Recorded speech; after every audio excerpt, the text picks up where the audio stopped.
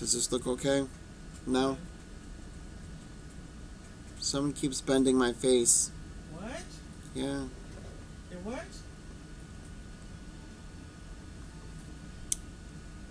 Hello and welcome to Future Convo. My name is Matthew Amos Schmidt, and I want to discuss a few extraordinary developments today. I was going to do two, but I am only allowed to do one because of the Empire. So the first one is in Japan, of course. Japan does a lot of cool stuff, right?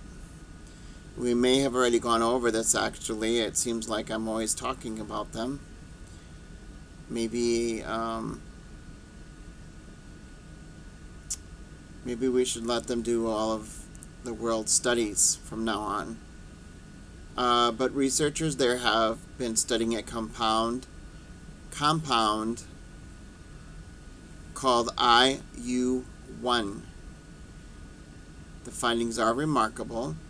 As we get older, our cells lose efficiency clearing out damaged proteins.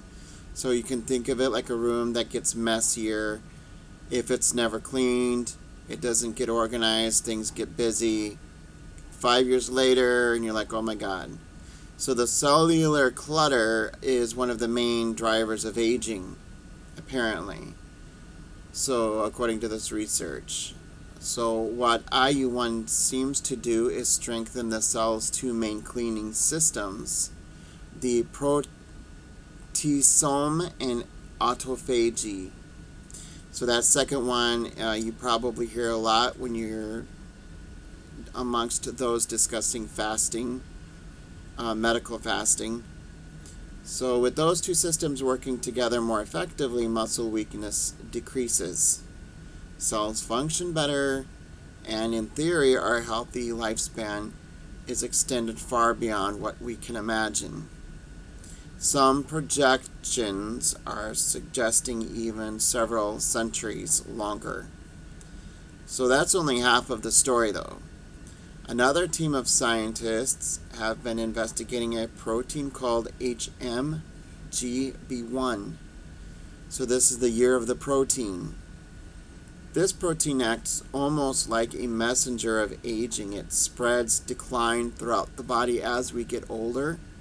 So when researchers blocked this protein in experiments, they did not just slow aging, they actually reversed much of the damage. So the biological clock ticked backward, just very slightly, but they're just entering this field of study. So again, as I keep mentioning, the idea with Yamanaka protocols, if I understand it properly, is to layer these multiple treatments to get an overall more effective, healthy lifespan. And by lifespan, we mean we're going to redefine that to like 10,000 years. So watch me. So taken together, these two discoveries point toward a future where aging is not just delayed, but actively repaired. So the implications are very profound.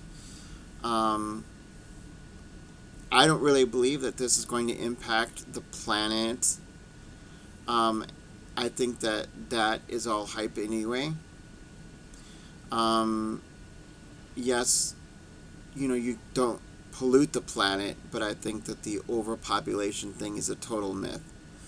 I also know that we're going to be going out into space very soon.